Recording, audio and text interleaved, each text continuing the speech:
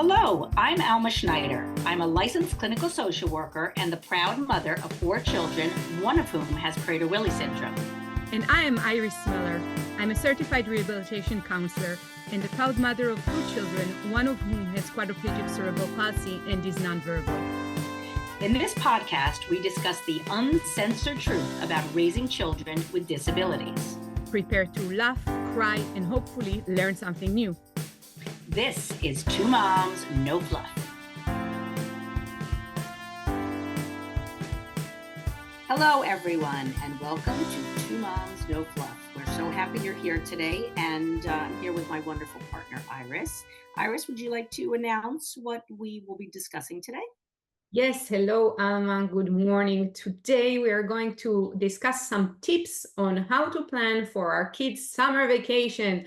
For all of those whose kids are going to school, this is a big transition to have a summer break. It's like going into the unknown, a void of what are we going to do at home with our kids. And today this is going to be our topic. Alma, do you want me to discuss the first maybe tip that I have? Please do.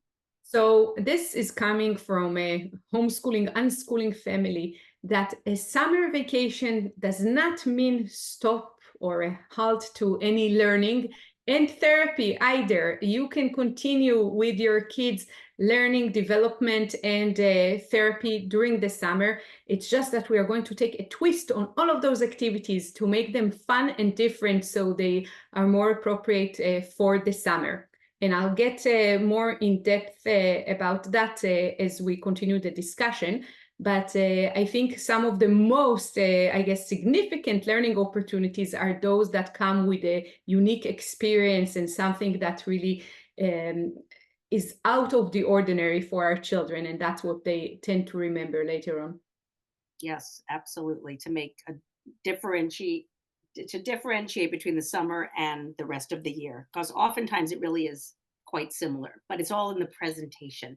So I want to start with something I always remember from years ago that my friend Maureen told me about how she didn't have the funds to spend on these really fancy camps in our town, but she created Mommy Camp. So I totally followed her lead. And I think that a lot of people just do this naturally, but it was something that was novel to me.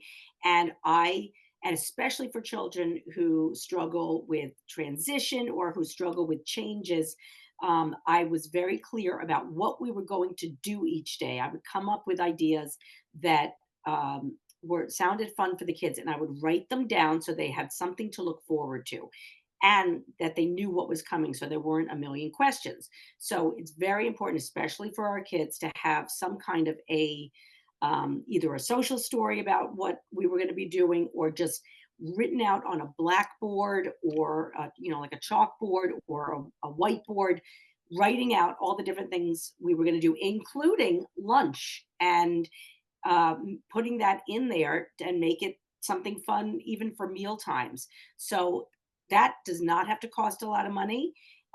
It could mean something as simple as going to a different part of your neighborhood and exploring it and taking notes on it and finding out what the most fun thing is in your neighborhood, and having, if you have multiple kids, deciding, taking a poll and seeing what was the most fun. And then at the end of the summer or the end of the week, you could all talk about, oh, this was the most fun thing we did this year. We'll do it again this week, and we can do it again next week. So that's just, touching on something that does not have to cost any money, that does take more time and preparation, but it will pay off, because even deciding what you're going to eat for lunch each day and being creative about that allows you to go and do the shopping, and you're all taken care of for the week. Right, Alma, this is actually great pointers. And I think that some of the children, really require a schedule. They need the routine even during the summer.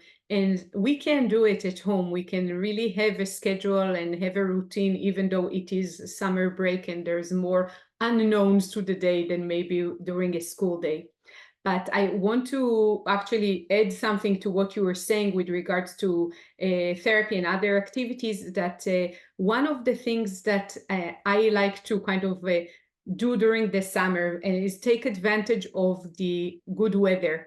So whether it's my kids' tutoring sessions or activities with an OT or PT, just changing the location from indoor to outdoor and doing the sessions, asking the therapist to do the session in the outdoor front yard of the clinic, or doing it at our home's backyard, this by itself has a tremendous effect on everybody's well-being and mood, and it's taking advantage of the very forgiving summer weather where we live. I don't know about other places in the country, but if it is possible and the heat is not going to cause anyone a heat stroke, then definitely moving sessions outdoors is a great tip. And I later on would talk about what you were mentioning with the lunch and meal prep, which is also a very important thing. Yes. All right. Great. I want to piggyback on what you said about the weather, being outside, because not only does it make it different than the rest of the year to have your sessions outside or just spending time outside, we all know that nature is very helpful for children, especially children with disabilities. It can be very, very calming. So being outside, even if you cannot take hikes or take long walks with your child, or use, children who are using a wheelchair, having pushing the wheelchair, that might not always be possible, but simply being outside and having picnics outside, and also play dates outside, because during the winter months, if you live in a four season climate, it can be really hard to have play dates outside.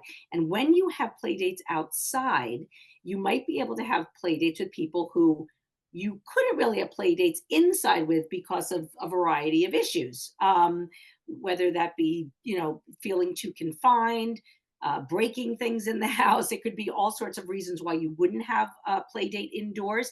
Going to a place that is safe and that is um, uh, cordoned off, a place that has fences so the kids who elope cannot elope, having a place where they can run around or use a wheelchair and go wherever they want, um, that's safe, and they have more independence because it is confined and they can't leave the area, is something to really take advantage of in the warmer months. So just being outside in nature and testing some play dates with people who you might not have had play dates with earlier, or attempted to have a play date with earlier because of the feeling of being confined.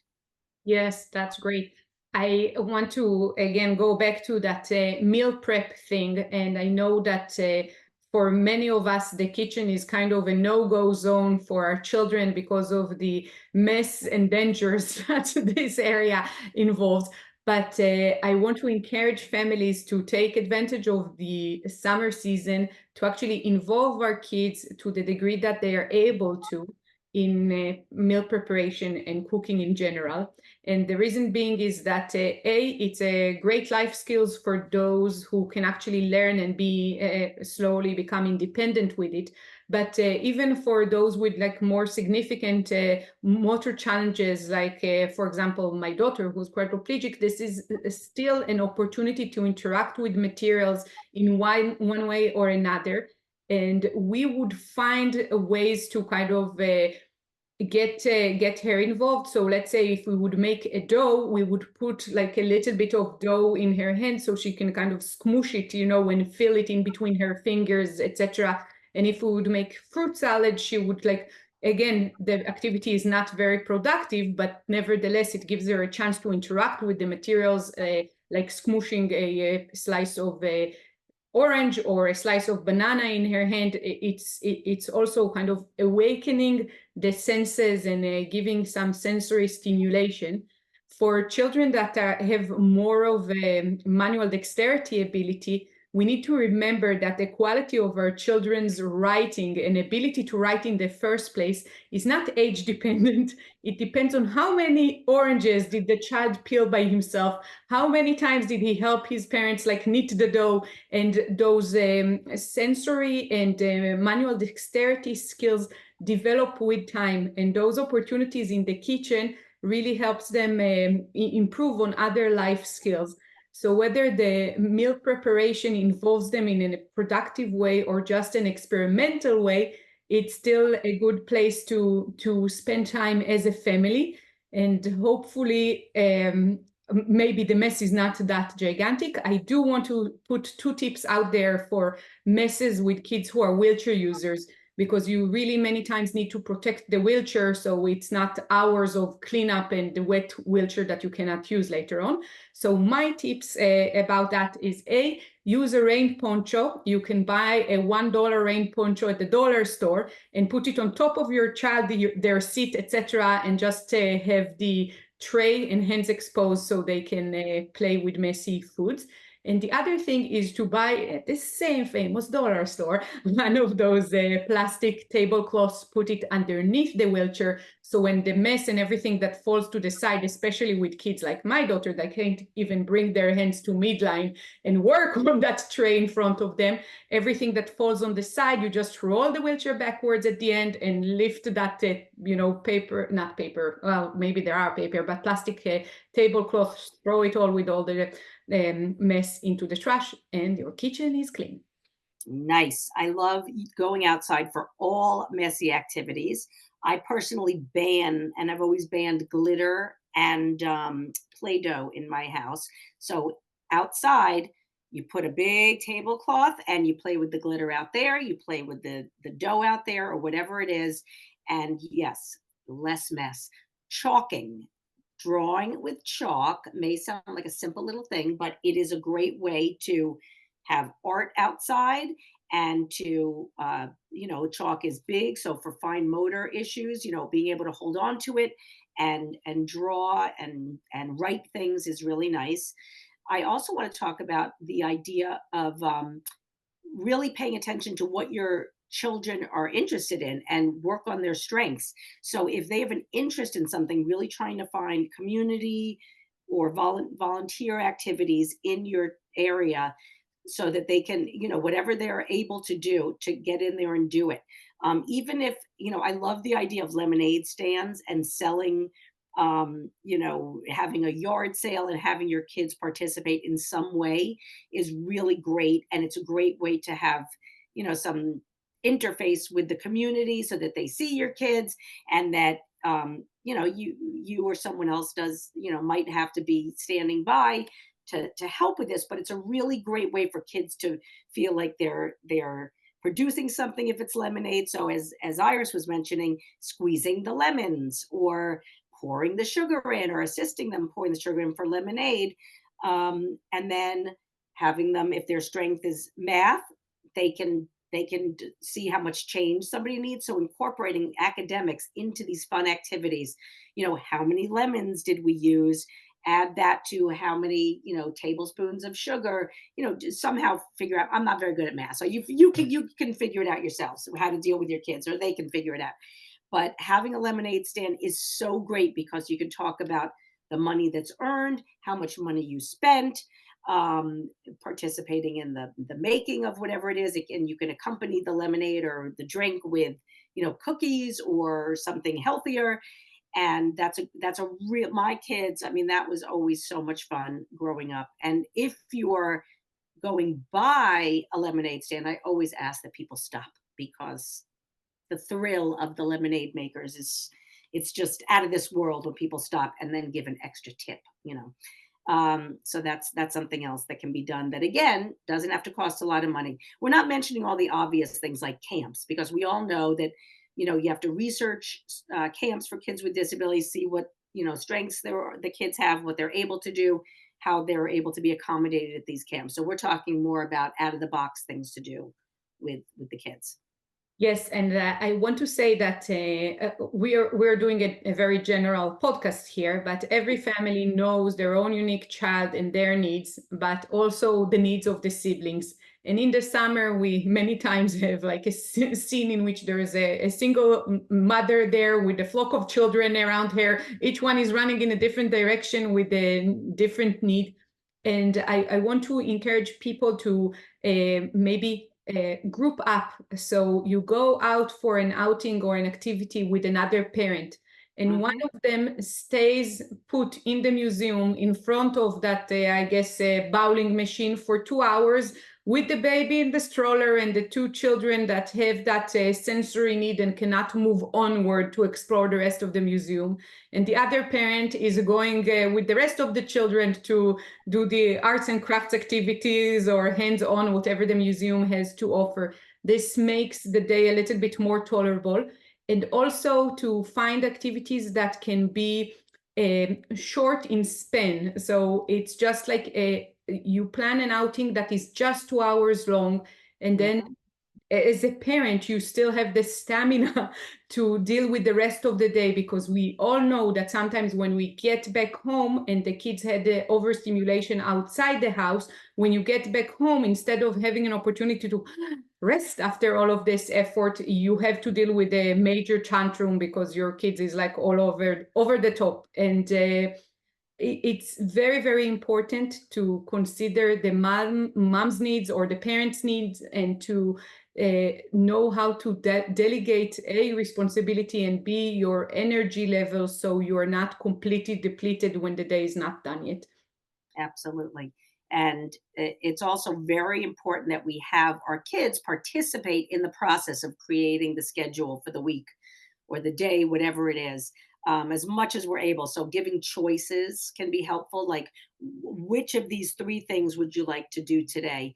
And always saying, it's weather dependent, or never saying we're definitely doing this, and having a backup plan if it rains, because a lot of our kids do struggle with transition or with change. So it's really important that we don't make promises about what's going to happen, and always have a fun backup plan that either could be done at home or at someone else's house if something changes. So going into this, we're probably going to do this, or maybe we're going to do this, and if this doesn't work out, we have this backup plan, and be very clear about it. Right. And the thing about finding activities that can also be nice or kind to the mom. I want to give an example from a friend of mine who would go to IKEA because IKEA had the play zone, so she could leave the two Yeah. middle children at the play zone for like I guess an hour or two, however much they allow, and she would go herself to shop with the baby and the child with a disability and roam around the store kind of in an air-conditioned space. And when the play zone time expired, they would all go and eat a relatively cheap lunch at the IKEA food court. So Yeah. it might not be the most educational day, but yet it is a survivable day for the parent and for the children. And I think we need to maybe be aware and share with other parents opportunities like that are free, that are convenient, and that are hospitable for children, so we can all utilize them during the summer. Absolutely. And really looking into our community newspapers and Facebook pages and blogs about free activities, asking the question, what are some free activities going on in town this week? I know my friend Leslie Kunkin with her real estate company west of Hudson, they put out a calendar every week about things going on in town. And I really consult with that a lot to see simply what's going on. It's like it's all condensed for me. And I bet that, in a lot of places you all have that as well, telling you what's going on in your community this week. And a lot of them are free. In our town, um, we are lucky to have movies, free movies outside. And if that's something that works for your family, that's great. And depending on what your child can tolerate, you can do that. There's also cheap movie days, like in our town, Tuesdays. If you're a member of our film festival, you get, or even matinees if you're not, are $5 to go to the movies. So that is a great thing to do during the summer, going to the movies, especially when the weather is poor. I also want to mention really out of the box things. Like in our town, there are two or three alleys that cut through a number of blocks, and they're like hidden little places that we discovered. And I think I might have mentioned this at some point in one of our other episodes, but I would have one of my older kids run down the alley or wheel down the alley if your child uses a wheelchair and come back. Um, Something as simple as that, just because our kids thought it was were these hidden alleys. They would run through it and then run back. In our town, it's Hinks Alley, it's Dykes Lane, and there's one more that I forget. Somebody who lives in our town can comment when we post the episodes on our Two Moms No Fluff page. But finding unique places in your community that you might not know about. We know there's a hiking trail um, in near us that has a ferry trail. So going just to look at the little ferry houses, there's a great organization in our town called Jack's Walkabout Club that you can join. It's an inclusive hiking club that is free, and on the weekends, some of the hikes are wheelchair accessible, some are not.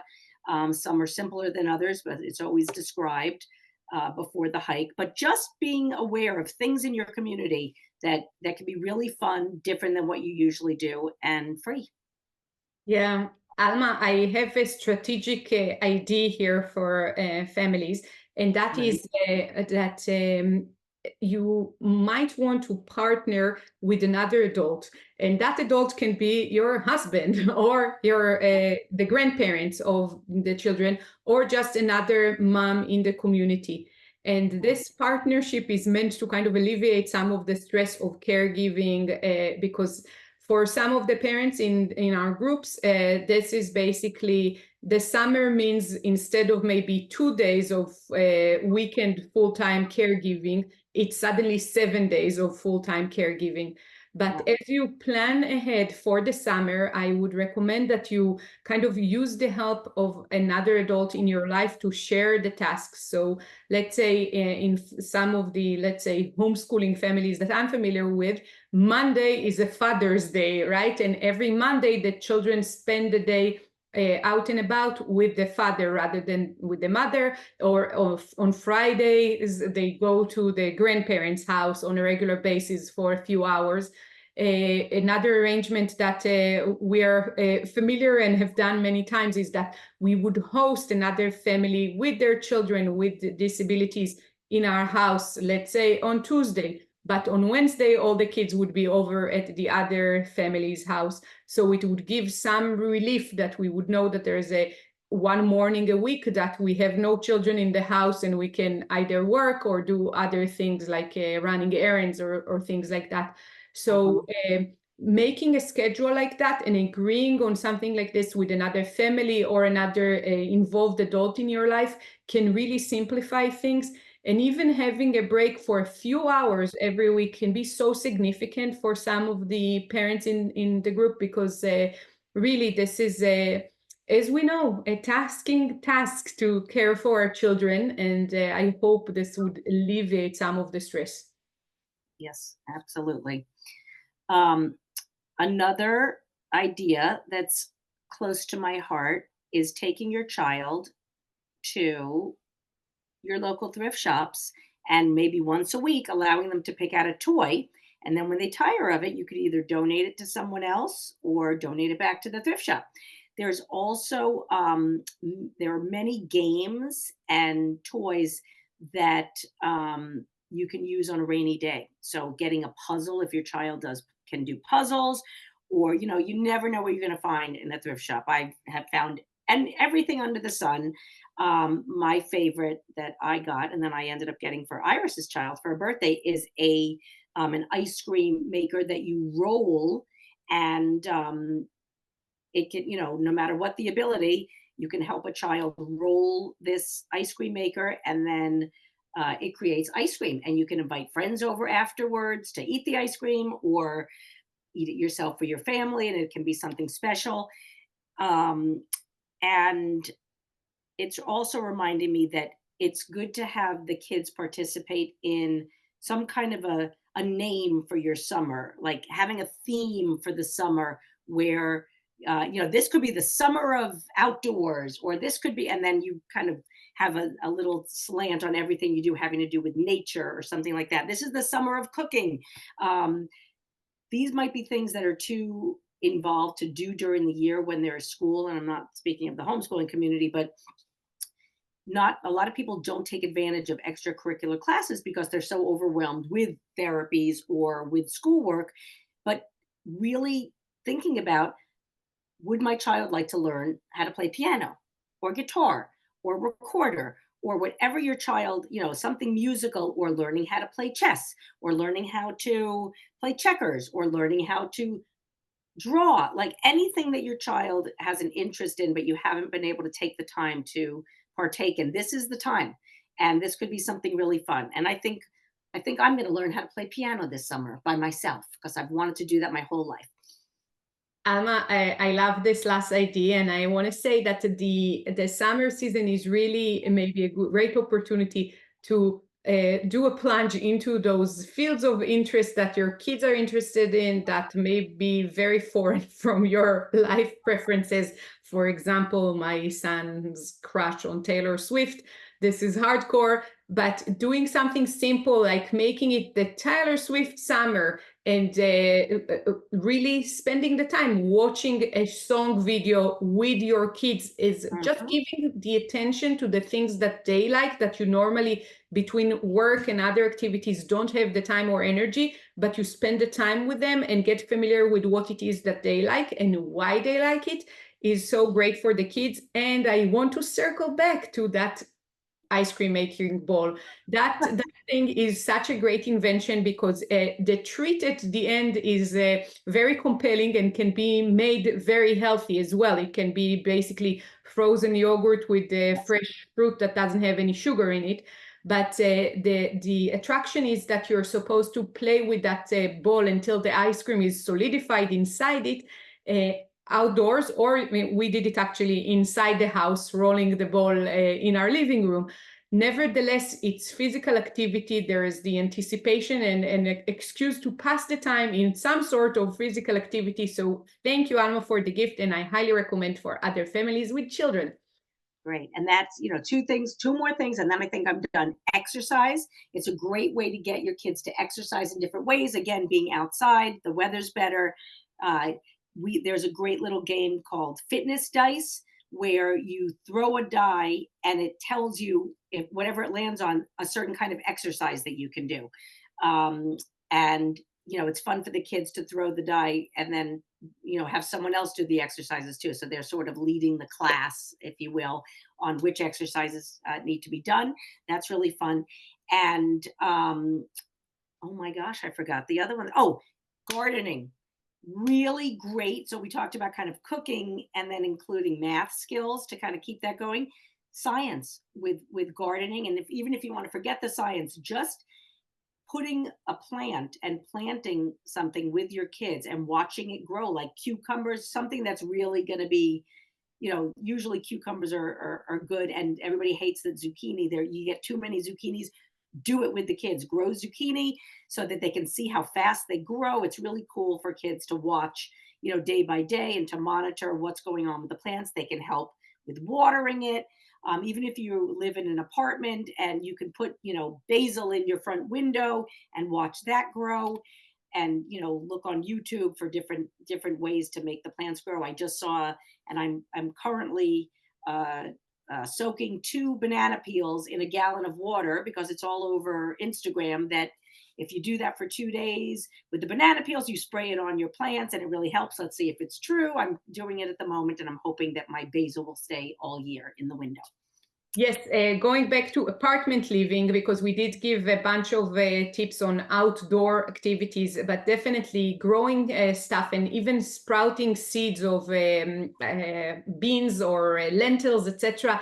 The one cool activity to do with that is actually put those sprouting beans inside, on top of, let's say, a folded paper towel inside a Ziploc bag, and then you take a measuring ruler, and every day you can mark how many inches did it grow taller, or not inches, centimeters, whatever it is, and there's something scientific that is an add-on to the activity.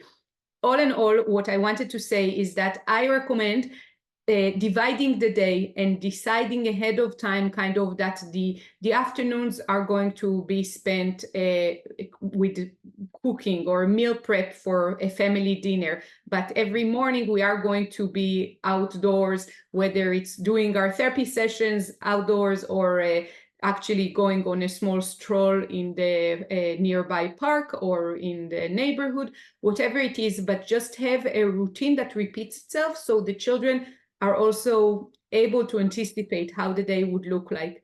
And have, of course, plenty of time in between so your day is not stressed out. There's something about the morning prep of leaving to school and to work, everybody on time at the same time, leaving the house, and there's this crazy run after boots and shoes and backpacks, etc., at lunches. Make sure that the summer eliminates that, because even those little rituals that we're so familiar with from the school year, when they're gone, there's already a very big difference between being on vacation or not. And never underestimate the power of staycation to rejuvenate and rebuild connections in your family. Absolutely. All right. Well, we hope that you will respond with ideas that you have once we post the episode. And thank you for listening. I hope that this has been helpful. We hope this has been helpful. Alma, thank you so much for sharing your tips. I love them. And I hope your summer break is lovely. And we will see you next week for another episode. Yes. Thank you, Iris. Yes, Bye-bye. all of our listeners, before we actually conclude and say goodbye to all of you, please do subscribe, because we are having a hard time with Facebook actually sharing all of our new episodes. So if you want to be notified every time we drop a new episode, please subscribe either on Spotify or on wherever you listen to your podcasts, and give us a 5-star rating so other parents can also get to listen to our podcast as well. Thank you very much. Have a lovely summer break. Bye-bye. For more information, please go to www.twomomsnofluff.com. Thank you. If you like this podcast, please subscribe and give it a 5-star rating so more people can hear it. Thank you.